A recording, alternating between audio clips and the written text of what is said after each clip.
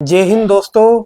मैं कासिम खान आपके अपने चैनल फोकस द फ्यूचर से आज हम राजनीतिक मुद्दों पर चर्चा करने के लिए आए हैं मोहम्मद मंसूर आलम रतवारा जी के पास। ये सेक्रेटरी है जयपुर डीसीसी से, मालवीय नगर विधानसभा के ये प्रभारी भी हैं और इल्म हुनर वेलफेयर फाउंडेशन इनकी एक संस्था है जिनके ये सदर भी हैं। हम इनसे चर्चा करेंगे राजनीतिक मुद्दों को लेकर और अभी जो सोशल मीडिया पे छाए हुए हैं मुद्दे, उन मुद्दों को लेकर। सबसे पहले तो मंसूर आलम रतवारा जी, मैं आपका बहुत बहुत इस्तकबाल करता हूँ, स्वागत करता हूँ हमारे चैनल पर। बहुत बहुत शुक्रिया। बिस्मिल्लाहिर्रहमानिर्रहीम वस्सलातु वस्सलामु अला अशरफुल अंबिया वल मुरसलीन नबीना मोहम्मद वला आलिहि व अस्हाबिहि अजमईन, अम्मा बाद। ख्वातीन हज़रात, मोहतरम बुजुर्गों, भाइयों, जवान साथियों, प्यारे बच्चों। जी, सबसे पहला सवाल हमारा ये रहेगा, अभी हाल ही के दिनों में जी सर। आसाम के जो मुख्यमंत्री है हेमंत बिस्व शर्मा, हम्म। उन्होंने एक बयान जारी करा रैली के अंदर। उसमें ये कहा गया कि अगर कोई भी मुसलमान जो रिक्शा चलाता है उसको 5 रुपये जहां लगते हैं वहां उनको 4 रुपये दिए जाए और उनको परेशान किया जाए। जी, इसको लेकर आप क्या कहेंगे? बहुत बड़ा सवाल है, बहुत अच्छा और बड़ा सवाल है। आपने एक बेहतरीन मुद्दे को सवाल बनाया है। मैं ये कहना चाहूंगा कि आसाम के जो वजीर आला जिन्होंने कॉन्स्टिट्यूशन की शपथ ली है, जी।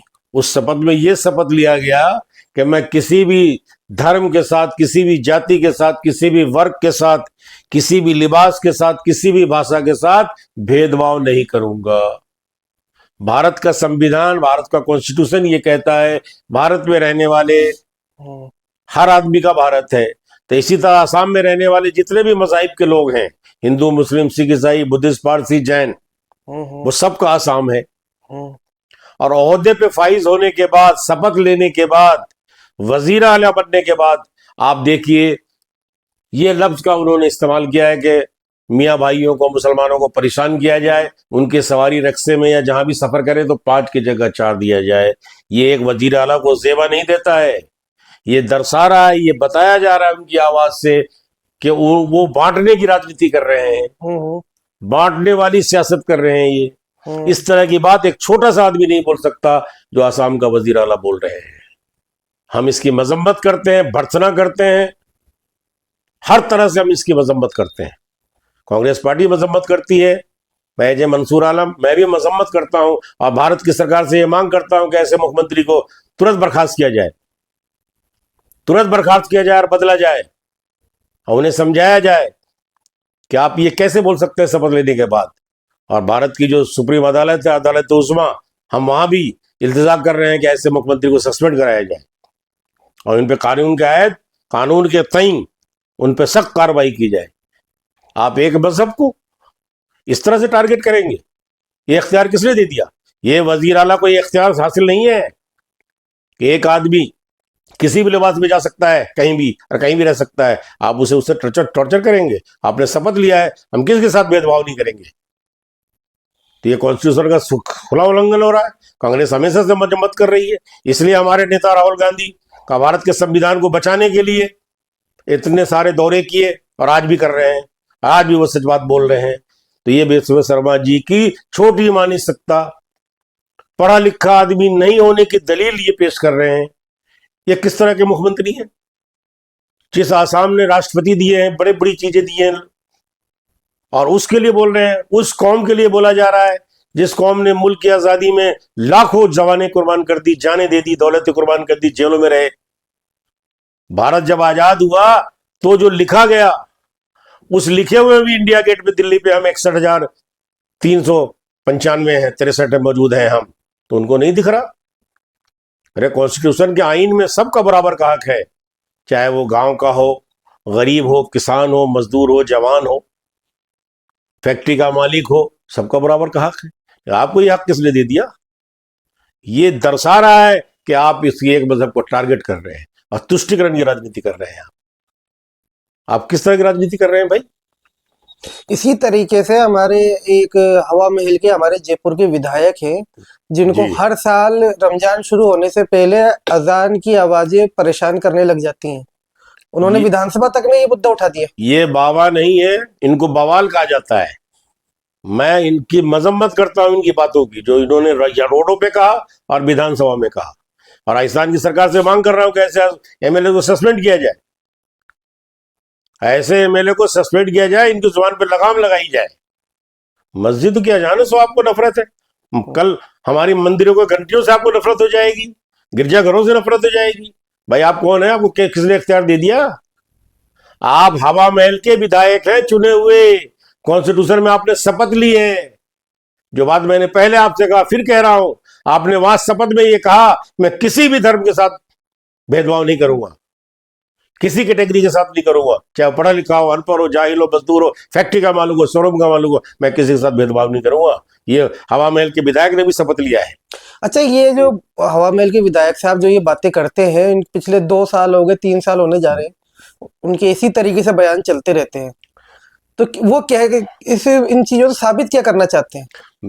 मुझे खुद ये समझ में नहीं आ रहा है कि राजस्थान के वजीर आला, हमारे जो वजीर आला हैं, मैं उनकी इज्जत करता हूं, काबिल एहतराम है, उनको चाहिए कि ऐसे एमएलए का संज्ञान ले, उनके बुलाकर पूछे कि किसकी सह पे बोला जा रहा है, क्या सरकार ने कहा इसको बोलने के लिए? अरे आप इस बात पे बोलिए विधानसभा में या रोड पे फंक्शन कीजिए कि आपके एरिया में जो स्कूल है कांग्रेस की बनाई हुई, क्या वो बेहतर चल रही है? प्राइमरी स्कूल का क्या हाल है बताइए, मिडिल स्कूल का क्या हाल है बताइए, हाई स्कूल का हाल क्या है, आपके क्षेत्र में जो कॉलेज है वो किस तरह से चल रहे हैं, उसका इंफ्रास्ट्रक्चर क्या है, वहां फैकल्टीज कितनी है, जितने पार्क है हवा महल के अंदर क्या वो आबाद है, जितने कम्युनिटी सेंटर है वो क्या आबाद है? तो ये बाबा साहब जो बवाल है, इनको ये नहीं दिख रहा, इनको अजान दिख रही है, अजान की आवाज दिख रही है, मियाँ जी दिख रहे हैं। अरे भाई, ये जयपुर शहर है, ये गंगा जमनी तहजीब का गंवारा है, यहाँ लोग मिल बांट के रहते हैं, एक चौक चौक में तमाम मजहब के लोग की खाटे रहती हैं, वहां हिंदू भी है, मुस्लिम भी है, सिख भी है, ईसाई जैन रहते हैं। और आपको मालिक ने एक बार एमएलए बना दिया तो आप ये बात लेके चल रहे हैं। मैं बताना चाहूंगा कासिम साहब, इनके पूरे हवा महल में गंदगी का अंबार है, जितने भी पार्क और गार्डन है सब बेहाल है, सारी चीजें बेहाल है, कॉमेडी सेंटर बेहाल है, उसका कोई फर्क नहीं है। मैं अभी एक दौरा किया था, मैंने एक टूर किया था हवा महल की कुछ कच्ची बस्तियों का, वहां हालात ये है कि रास्ता नहीं है, पानी नहीं है, बिजली की समस्याएं हैं, और ये सरकारी जमीनें जितनी भी है आप उनको ठिकाने लगाने पे तुले हुए हैं। भाई ठिकाना ये नहीं लगाने के लिए आपको एमएलए बनाया वहां की, अब आपने वोट दिया है, आप उस एरिया को डेवलप कीजिए। आप ये बताइए कि स्कूल हमने नया क्या बना दिया, हमने पार्क कौन से बना दिए, हमने लाइटिंग कहाँ लगा दी, सिवरेज लाइन का क्या काम किया हमने, जिनके पास पानी नहीं था उनको पानी मिला कि नहीं मिला, सुरक्षा हुई कि नहीं हुई, ये बात कीजिए जनाब। 5 साल के लिए आप चुनकर आए हैं, हम तो आपसे फिर मुतालबा कर रहे हैं कि आप विधायक हैं, एमएलए हैं, मेंबर ऑफ लेजिस्लेटिव असेंबली के सदस्य हैं आप हमारी विधानसभा के। हवा महल जो आपका इलाका है जहाँ गरीब गुरबा बहुत रहते हैं, उन पे थोड़ा रहम खाइए, ये मस्जिद मंदिर और गिरजे से बाहर निकलिए, तरक्की की दुनिया में आइए, मोहब्बत फैलाइए, क्योंकि इतिहास लिखा जाएगा तो इतिहास हमेशा मुकाबला करने वालों का और अच्छा काम करने वालों का लिखा जाता है, तलवार चाटने वालों का और तुष्टि करने वालों का नहीं लिखा जाता। इतिहास हमेशा उसी को लिखता है। तो इसलिए हम इनकी मजम्मत करते हैं और राजस्थान की सरकार से मुतालबा करते हैं कि ऐसे विधायक जी को फौरन समझाया जाए, इन्हें बताया जाए कि विधायक का काम क्या होता है। अच्छा, मैं तीसरा सवाल आपसे ये करूंगा कि अभी कल ही के दिन बजट आया था, भारत की वित्त मंत्री निर्मला सीतारमण जी ने बजट पारित किया, बजट सुनाया, और सुनने के बाद सेंसेक्स और शेयर मार्केट हुआ धड़ाम, क्या वजह रही? कासिम साहब, आपने बहुत अच्छा सवाल किया है जी। इन्होंने बजट क्या, हमारी फाइनेंस मिनिस्टर ने बजट क्या पेश किया है ये हमें भी समझ में नहीं आया, ना हमारी पार्टी की किसी को समझ में नहीं आया।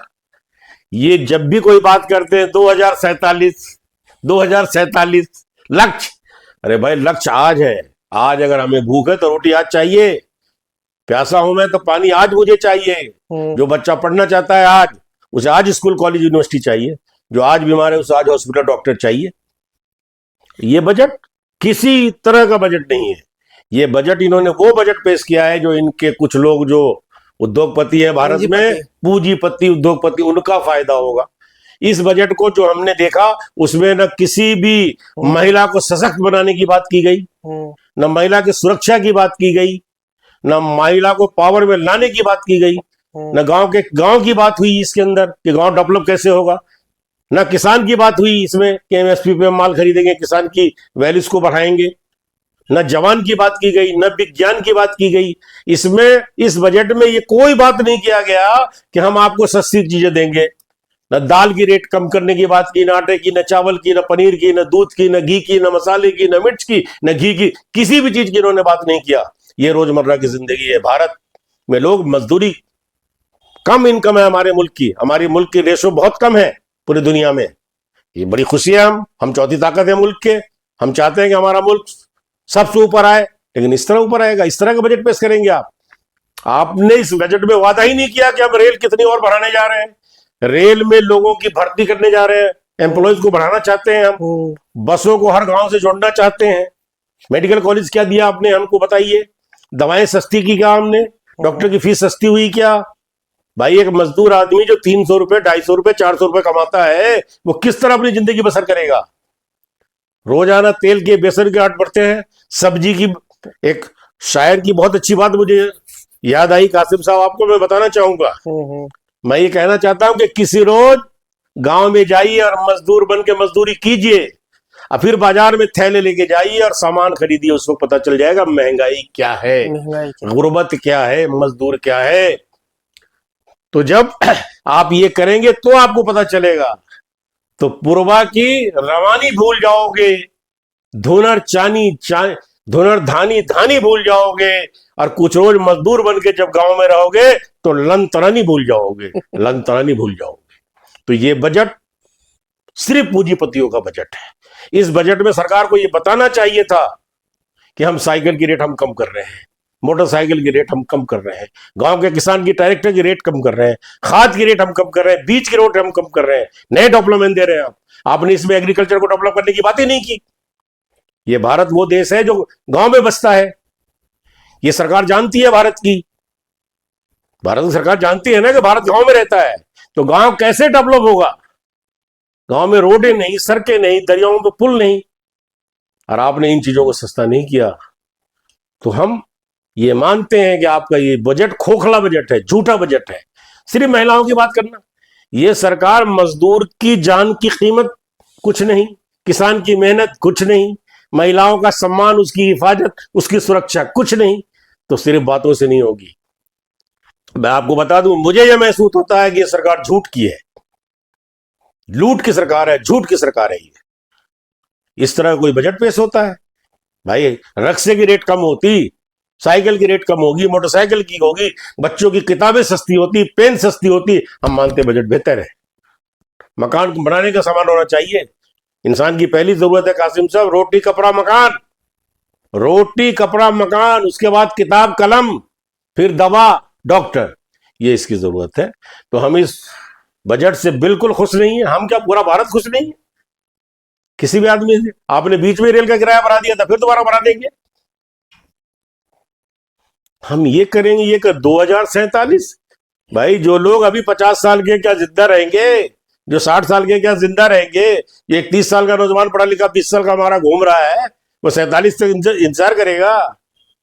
आज फैक्ट्री की बात करते हैं आप, इस बजट में कहीं भी आपने सुना कासिम भाई की फैक्ट्री हम लगाएंगे, इंडस्ट्रीज काम ही करेंगे, एमएसएमई को डेवलप करेंगे? कोई बात नहीं है इसके अंदर। अरे भारत के 20-30 करोड़ लोग हाथ से काम करके खाते हैं। कोई खिलौने बनाता है, कोई कपड़ा सीता है, कोई ये बनाता है, बटन बनाता है, कोई धागा बनाता है, कोई लाख की चूड़ियां बनाता है, कोई कारपेट बनाता है, इससे खाता है। आपने इनको क्या फैसिलिटी दिया? इसका आपने विवरण क्यों नहीं दिया? हम ये बजट चाहते थे जिसमें खाने पीने की सामानें कम हो, दवाएं कम हो। ये बजट किसी तरह से गरीब के हक का नहीं है कासिम साहब। अच्छा, मजदूरी की बात आ रही है, मजदूर लोगों की। तो अभी राजस्थान में कांग्रेस पार्टी मनरेगा को लेकर काफी प्रोटेस्ट कर रही है। काफी अभी शहीद स्मारक पे जी जी जी अभी प्रोटेस्ट हुआ था, आज ही हुआ था, और उसमें कई तो असंगठित मजदूर यूनियन शामिल हुए थे, जी जी जी, सामाजिक संगठन शामिल हुए थे, और कांग्रेस पार्टी भी उसमें थी। जी जी, उसको लेकर क्या कहेंगे आप? मैं भी उसमें शामिल हुआ था जी, 3-4 घंटे बैठा हुआ, बातें की हैं हमने। हमारी ये मांग है कि मनरेगा ही नाम रखा जाए जी। और उसी तरह काम चालू किया जाए। अभी तक गांव में किसी को काम नहीं मिल रहा है। हाँ, काम भी रुका हुआ है। काम भी रोक रखा है इन्होंने, क्योंकि उन कानून में ये जी राम जी जो इन्होंने बनाया है, जिसका नाम इन्होंने रखा हुआ है विकसित भारत गारंटी फॉर रोजगार एंड आजीविका मिशन ग्रामीण, जी राम जी, ये नाम रखा इन्होंने। आपने गांधी जी को बदल दिया आपने। लेकिन आपको ये मालूम होना चाहिए भारत की सरकार को कि जो आप काम देंगे, आज दें या कल दें, मजदूर को जो मजदूरी मिलेगी और उसको जो नोट मिलेगा ना मजदूरी का, उसमें गांधी छपे हुए होंगे। और गांधी एक खुशबू है, एक विचारधारा है, एक हवा है, पूरी दुनिया में जानी जाते हैं। 100 मुल्क में गांधी के स्टेचू लगे हुए हैं। हमारे मुल्क में दुनिया का हर ताकतवर मुल्क आता है। अभी चाइना आया, रसिया आते हैं, अमेरिका आया, सब गांधी घाट पे जाके सर टेकते हैं। गांधी वो ताकत है। गांधी का क्या मुकाबला करेंगे ये लोग? जो लोग गांधी को पढ़ते नहीं है, गांधी के लिए बोले जाते हैं। अरे आपने गांधी को पढ़ा ही नहीं, समझा ही नहीं। वो पहले आदमी थे भारत में आजादी में कनेक्ट फॉर मैन। उन्होंने लोगों से कनेक्ट किया। पता है आपको, जब वो आए बैरिस्टर थे, टाई सूट जूते में रहते थे। उन्होंने देखा कि हमारी जनता अध कपड़े में रहती है, उन्होंने कपड़े उतार दिए। इसे कहते हैं कनेक्टिंग। ये होना बहुत बड़े जिगर का काम है। तो कांग्रेस पार्टी भी आज साथ थी, सारे संगठित यूनियन भी थे, समाज सेवी भी थे। आज तक लोगों को काम नहीं दिया जा रहा। नाम, अरे जब राज्य पहले जो हम मनरेगा कांग्रेस का लाया हुआ, उसमें 10% राज्यों को देना पड़ता था। अब आपने 40% कर दिया। कहां से देगा कोई राज्य पैसा? उसके बाद तो खुद का बजट नहीं है इतना। ना वो देगा ना काम मिलेगा। काम मिलेगा। अच्छा, पहले काम गांव के मुखिया सरपंच फैसला करते थे ये काम होगा। जहां मुखिया सरपंच है, जहां पंच और सरपंच है। अब दिल्ली में बैठा हुआ है छोटा सा बाबू, तय करेगा वहां काम होगा। तो कैसे होगा भाई? गांव के हालात गांव के लोग जानते हैं। गांव का सरपंच विलेज है, हेड ऑफ द विलेज होता है। उसे मालूम है मेरे गांव में क्या चाहिए, मुखिया को मालूम है गांव में क्या चाहिए। अब आप दिल्ली से तय करेंगे और अभी तक आपने काम चालू नहीं किया। हमारा मुतालबा है कांग्रेस पार्टी का और सभी संगठित मजदूरों का। बड़ी ताकत में महिलाएं आई हुई थी, उदयपुर से, जोधपुर से, बाड़मेर से, जैसलमेर से। मैं उन सबसे मिला हूं। उन सब की मांग है कि अगले चुनाव में सरकार को सबक सिखाया जाएगा। जब मर जाएगा आप बदल देंगे, काम करेंगे। काम कोई नहीं दिया जा रहा। ये बात है, अच्छी नहीं है। राज्य सरकार, राजस्थान राज्य सरकार को भी समझना चाहिए, भारत की सरकार को भी समझना चाहिए। अरे नाम बदलना, मैं ये कह रहा हूं कि पूरे भारत का नाम बदल दीजिए। हर चीज का अगर नाम बदलने से पेट भर जाता है, किसी की प्यास बुझ जाती है, नंगे नगर को लिबास मिल जाता है, रोजगार मिल जाता है, तो नाम बदला जा सकता है। ये नाम बदलने का फायदा तो दिखाना होगा सरकार को। कुछ भी नहीं है साहब, ये सिर्फ दिखावा है। ये बजट भी, ये जीराम जी भी, कुछ लेना देना नहीं है। आप बड़े लोगों के हाथों में, यदि दिल्ली चलाएगा गांव को, ये कैसे होगा भाई? दिल्ली से कोई बस्ती 3000 किलोमीटर दूर गांव है जिसका सरपंच और पंच होता है, वहां वार्ड मेंबर्स होते हैं। उन्हें पता है ना कि हमको कैसी नाली चाहिए, कहां पे रोड चाहिए, कहां पे पानी चाहिए। अगर इस तरीके से अगर दिल्ली में अगर कोई ऑर्डर नहीं देगा तो किसी गांव में कोई काम भी कोई काम नहीं होगा। इसमें प्रावधान यही है। ये जो कानून ये लाए, इसमें प्रावधान यही है। मांगने का हक तो छीन लिया आपने। पहले मनरेगा में मजदूर को मांगने का हक था, नहीं मांगो तो उसको पैसा देना होता था, भत्ता मिलता था। और हर राज्य को 10% देना पड़ता था। 40% वो कहां से देंगे भाई? जो हमारा बिहार है, यूपी है, बंगाल है, राजस्थान है, कहां से देगा? हम हर राज्यों में बहुत सारे कर्जे हैं। तो इस सरकार को सोचना चाहिए, समझना चाहिए। आज आप साहिब मसनद हैं, समझिए। आज आप साहिब मदन कल नहीं होंगे।